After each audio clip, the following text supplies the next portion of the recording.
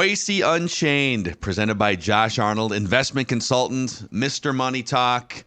What a night last night. You had the Vikings wind up getting a quarterback that they love without trading their other first-round pick. Then they move back up for one of the best defensive players in the draft. And the Falcons threw a wrench into everything, drafting Michael Penix. So where do you want to start here, Pat? Oh, I can start anywhere, but I got to ask you there. I guess I can start with Penix. How long once you sign a draft choice, can you trade him? Can you trade him? Are they doing the work of somebody else here, and they couldn't finalize the details as they were going through the draft? So they're I going don't to think trade so. him. They're going to trade him to somebody down there later, after they work They out the full they details of the reportedly draft. had Penix as the second best quarterback on their board. Yeah, but so who cares? You just signed the other guy for 4 years. You got him for at least 2 or 3. Did you see How the post stupid. press conferences where they're talking Yeah. about how this is the Green Bay plan, how he can sit for 4 or 5 years, which would be his entire first contract? Yeah, It's that's marvelous. not yes, and what if you're Penix, you're going to say, okay, what kind of a contract am I going to? What's my second contract going to look like if I never play? Yeah. You know, Yeah. I mean, I mean, he turns 24 in like a week. Yeah, So, that's right. It's he'll be 30 years unbelievable. old. Did you hear that stumblebum Fontenot trying to explain it afterwards too? He was making up crap as he went along, and the owner was mad. And it's plus you just got this guy. We're going to the Super Bowl. Go get a player. Go get somebody who can block for him. Yeah. For goodness sakes! I mean, they could have drafted like one of these receivers. They could have had Rome Odunze, right?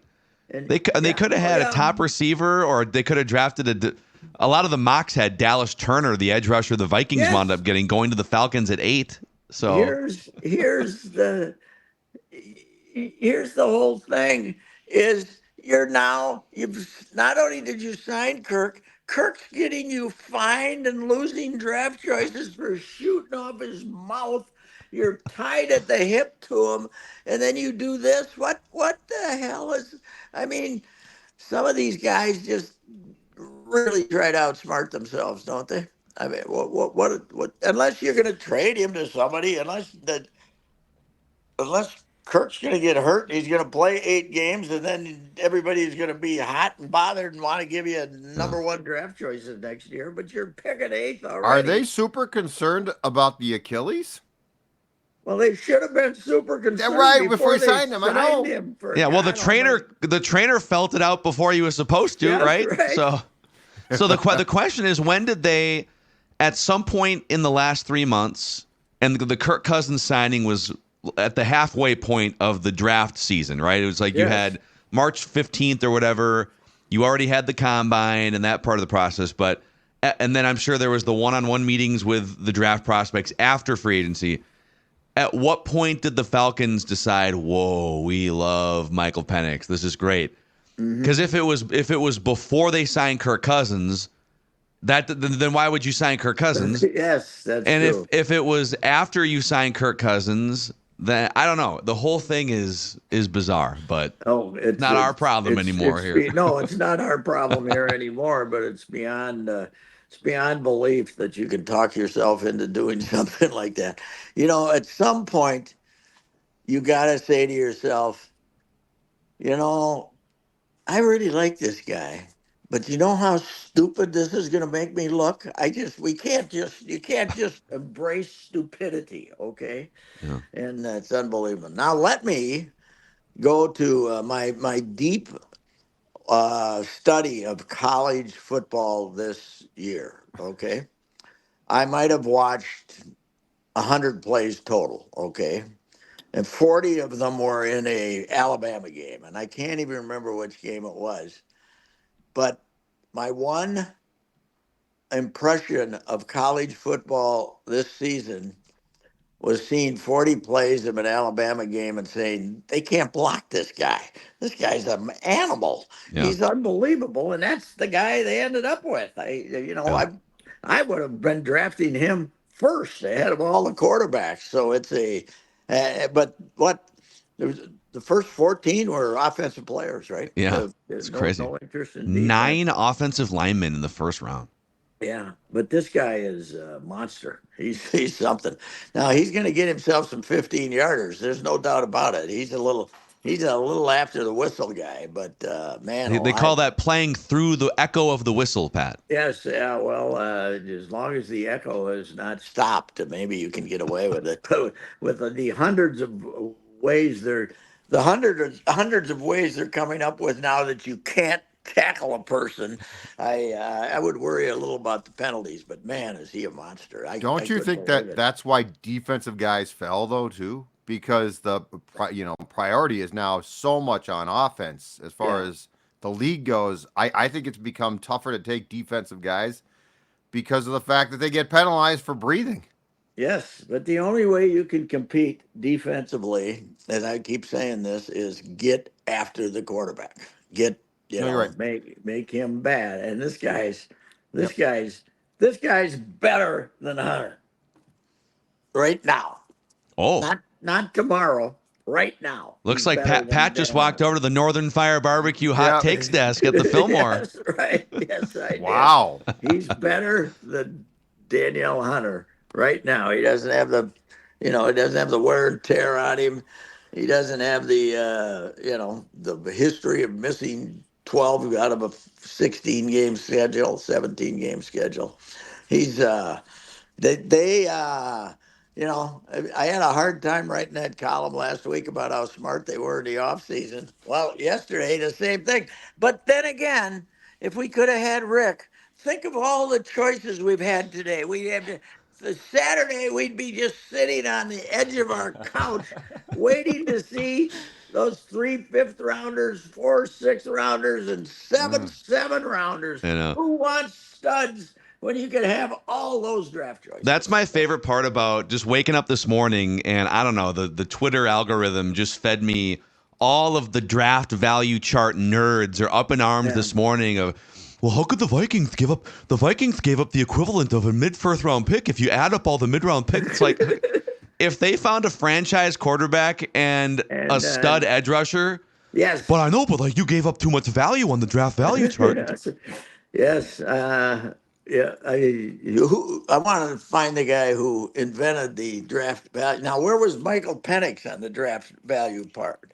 Does the draft value chart take into account that you just gave $100 million to a No. No, it does It not. does not See, take that. some of the draft value chart has to be based on who you're going to be playing with on the team, doesn't it? Doesn't some Yes. of that have to be? Do you guys think that Arthur Blank pushed for Kirk, and that the Yes. executives and that the executives said, "Okay, that's fine, Art, but you're gonna be dead pretty soon." Yeah, but you know what else? You know He's what Michael else? Ilitch. It's Do you Mike think- Ilitch. Do you think Fontenot is going to get the opening day? I bet he doesn't get the opening day. Oh, wow. You This think is we have great. a Panther Yeah. situation here? I The owner love just starts this. firing everyone? Yeah, Arthur's, they showed the conversation between them. But Schefter's coming on 5 minutes beforehand to say they might draft a quarterback. That's the 10-minute snippet I watched of draft coverage last night, including Schefter saying they're going to draft a quarterback. And yet Arthur Blank looked like he didn't know that they were going to make this draft choice. If The they went rogue conversation. and didn't tell Arthur Blank, that would be amazing. I think Judd might be onto something. It felt like, and there are some reports that are, because there was that one report before free agency that Arthur Blank was telling the front office, do whatever it takes to get Kirk Cousins. And so was this what their way of saying, all right, well, we'll do whatever it takes. By the way, Pat, we had one of our listeners, Evan from Atlanta, has made it to, he flies in, a huge Vikings fan, and he's made it now to all 3 of our draft parties. And he does some work in and around the Atlanta airport. And he says he runs into thousands of Falcons fans every single week. He hasn't met one that's over the moon about Kirk Cousins. So the vibe, the Kirk Cousins vibe in Atlanta is very dull right now. Apparently, one of the guys he met was Terry Fontenot, at the airport, who wasn't over the moon about the guy. It's unbelievable. But anyway, the best Vikings draft since 67. Wow. When you got about 7 of these guys, and who cares they don't have a pick today, right? Not Still yet. don't They have a could pick maybe today. sneak back in, but yeah. Yeah, and they don't have and then who else did they give up to move up and get Turner? What else they give up a fourth too? Do they have a fourth? Well, and they give them a couple picks for next year as well. I think right now they have, without the compensatory picks, I think right now they have 3 picks for 2025. Yeah, but they have a first round pick. Mm-hmm. Yeah. They have 3 left from 2025. Yeah, That's a first and then a couple of later That's picks. why the draft nerds are very upset that they don't have That's one of the reasons Because if you look at the value, if you do the math on the value charts. Well, how did your crowd take it when they got JJ? Very happy, I suppose. Oh man, it was electric. It was electric. It was So great. he's gone from the guy who was with the cheating Michigan Wolverines, who only won because they were stealing the other team's offensive plays, Scouting, scouting, to man alive, we got the #1 quarterback in the draft. So. Did you see who J.J. McCarthy had to decline a call from when talking to the Twin Cities press? Who? Wayne Gretzky. He is J.J. McCarthy is a former hockey star in Michigan. Oh, really? Yes. Okay. All right. So yeah, he was on he was on the Zoom call, but he was taking it from his phone with the local reporters. And he was answering a question, in a very nice way, and then you could tell something popped up on his phone. And he goes, oh. It was just like you. He goes, it's Wayne Gretzky. Sorry, Wayne. It was just like you when you're doing your hit with us and a call comes in and you disappear for a second and then you pop back on. It's Wayne Gretzky. Yeah, but I've never had to reject Wayne Gretzky. I'll tell you that. Yeah, you probably wouldn't either. Usually it's somebody trying to sucker a senior citizen into doing something. That's called a reverse mortgage, Pat. Let me tell you something. Yeah. Just give me your social security number and we can get going. Big Lou is on the phone to give you life insurance here. It's Life Alert. LifeAlert.com. That's right. Big Lou's just like you, only he's on wife too. Yes. Yes. Yeah. Oh, yeah. But it's it's a great draft to cover if you're a reporter in town. I mean, you got the 2 guys. Are they going to have them both in here today? I would imagine. Yep, 2:00. Okay. You're going to have them both in here today. Then you don't have to do anything today. That's all you got to do. You don't have to sit around and wait for draft choices. And then, so what do they got left Saturday then? A few. Boy, so they still have the 108, right? The 108, they kept the 177, and then do they still have the 230 and the 232? I think I got that right. They traded the 157, the 167, and the 129. So Rick Spielman's been not hospitalized, but he's been sent to his bedroom. He's got a big cold washcloth across his head. He just can't believe that they would pass up the opportunity. To Rick, do you need water? No, I need 7th rounders. Unbelievable. Yeah, it's they've had a it's. I mean, I was at the. I was at a movie. I went to the Ministry of Ungentlemanly Warfare, which is a Guy Ritchie's latest movie, and it's about a true story, but it's kind of a cartoonish version of it. It's a true World War II story, but they got the guy, the big guy who plays Reacher on TV, the Reacher series. Have you seen that guy? No. Well, he's one of the 4 Brits who's out there killing Nazis in Sweden or Norway. No, down in actually South America. Not South America, Africa. Okay. But he's doing it with a bow and arrow from like 200 yards away, and then he's got like a gym shirt on, but you don't know where he's getting the arrows from, but he's getting the next arrow and he's shooting them, and so it's not exactly a documentary, but it's based on. So anyway, I looked down at my phone a couple of times I knew they already had gotten, what they'd done for the quarterback. And I looked down at my phone. I said, heck, that guy, he's one of the 5 guys who played college football last year that I noticed. It's great. Yeah. And I think at first people were very, the vibe in the Fillmore, and we were just kind of checking comments and social media. when the Patriots stuck with their pick at 3 and it was Drake May, people were, because a lot of fans wanted Drake May. But if you're going back and kind of reevaluating, would you rather have given up? And it sounds like the Patriots just rejected all offers, that they had a bunch of big offers. But would you rather have given up the 11-23 next year's first round pick and maybe something else for Drake May, or don't give up all of those things and take J.J. McCarthy and get Dallas Turner and keep your? I mean, yes. If you compare the two scenarios, I think it's a no-brainer. It's a layup. And yeah. If you want to do this again next year, you can. I wonder what. So Harbaugh's in with. They're going to stick with their guy then. Well, did you see the report though? What? So the report that came out as the draft started was that the New England Patriots and Vikings had called the Chargers on Justin Herbert.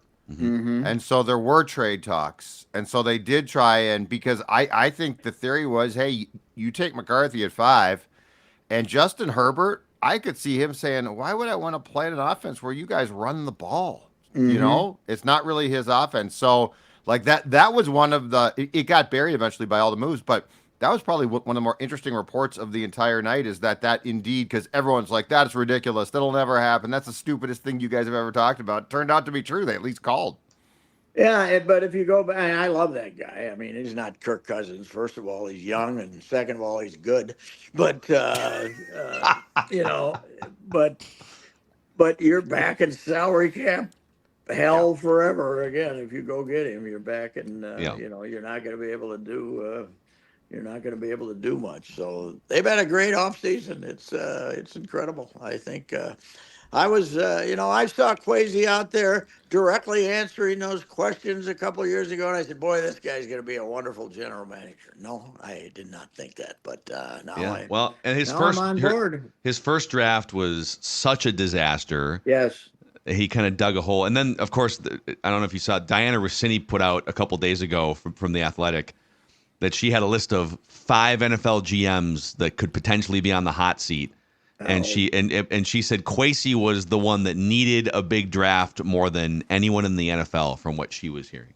They weren't going to run him out of here after 2 years. Do you think? Really? I don't think so. 2 years would have been pretty shocking. Yeah. It's only a 4-year contract though, so it wouldn't have been impossible. But I mean, look at how far he's come. 3 years ago, his first draft, right? He trades from 14 to 32. He takes a guy who's a bust, but I mean, just that trade. Safety. Just that trade, Pat, raised eyebrows. Last year he stands pat and gets a good player, and now he's moved up twice. Yes. So why did he trade down the first year? Did he want to be? Did he want to emulate Rick Spielman or something? No, I think he wanted. Because he talked last night. He was basically asked about being aggressive and trading up, and he said sometimes you have to take your Clark Kent glasses off and basically say, what the F? I think what he learned is, if you go by those charts and if you make the analytics community happy in the draft, but the charts a lot of times your owners, because if you look at what they got last night, right? Like if they're right about this, you think we're going to be sweating the loss of draft picks? We don't give a damn. No, plus, I always said about Spielman loading up on the 6th and 7th. Ugh.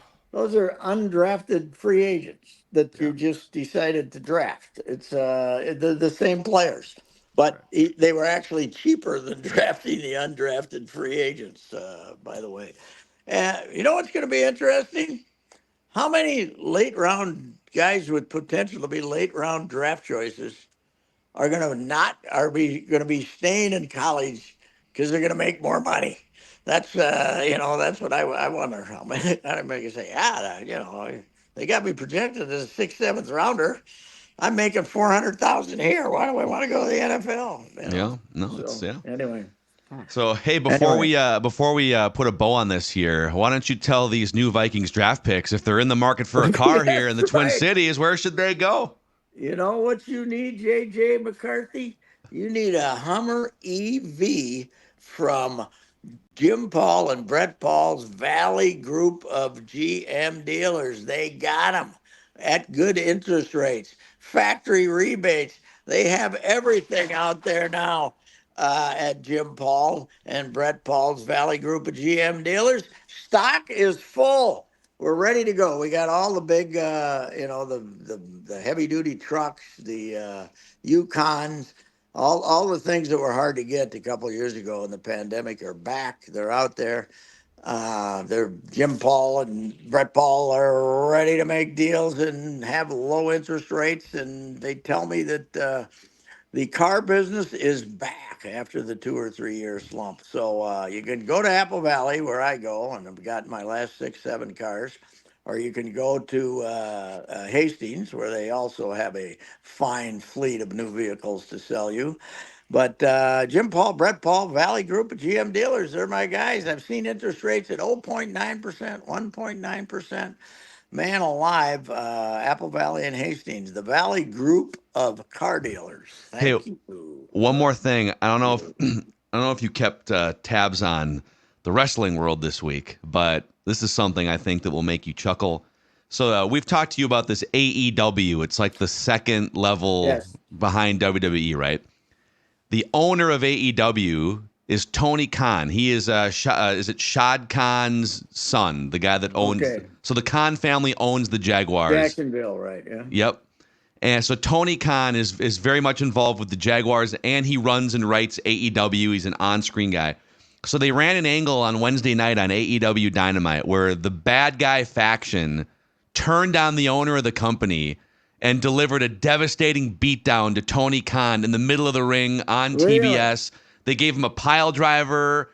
You know, they had medical attention, and the episode ended with, "Oh my God, they just beat up the owner of the company." Yes. So haven't we done that before? Didn't we do that with Vince? Vince, yeah. Oh, Vince has taken a bunch of beatings, yeah. But to keep the storyline fresh and legitimate, he was in the Jacksonville Jaguars war room with a neck brace on throughout the entire night last night. Yeah, that's great. I bet Just the sitting there in his NFL little neck brace. I bet the NFL love that they're keeping they brought pro wrestling to the NFL. Man, that's fantastic. Yeah. Now one more thing. How about those Red Hot Twins? Let's go. The 5 home runs yesterday. 5. Yeah. 5. Julian's got 7 already. Mm-hmm. That wind must have been howling to left field because who hit the first one to left field? It looked like it was a nice little pop fly out there. It just kept blowing. Carlos Santana hit a home run. Yeah, that's right. Home run. Right after I ripped him. Mm-hmm. Right after I said on Twitter, now I know why they Twins signed Carlos Santana. He's really good at catching pop-ups. So I had to kind of jack him up, and then he hit a wind aided. No, his wasn't actually wind aided. His was the right field, right? Yeah. Rocco was joking with me at the beginning of the series because I asked why they moved Eddie down to the 2-hole, and he used this term of putting him in a blender and shaking him up a little bit. Mm-hmm. Well, in the 4 games against the White Sox, Edward Julian's OPS rose by over 140 points. Mm. Yeah. So he took care of the White Sox pitching no problem over the series. Yeah. Well, the Whiteys are. Let's face it. It's there's probably going to be tickets available at Guaranteed Rate Park here next week when the Twins come to town, right? Don't you? I think that's safe to 3 say. 3-20. How about Houston? 6-20. Wow. It's over. That might be more surprising. Oh yes, Dusty read the room and said, "That's enough, thank you." Dusty was very good. All right, gents. All right, Pat. Enjoy your weekend, sir. We'll get Pat's full 7-round breakdown on Monday on Reusse. Already hit a home run, baby, with Turner. He's a monster. Yep. All right, see you, Pat. All right, that's Reusse Unchained, presented by Josh Arnold.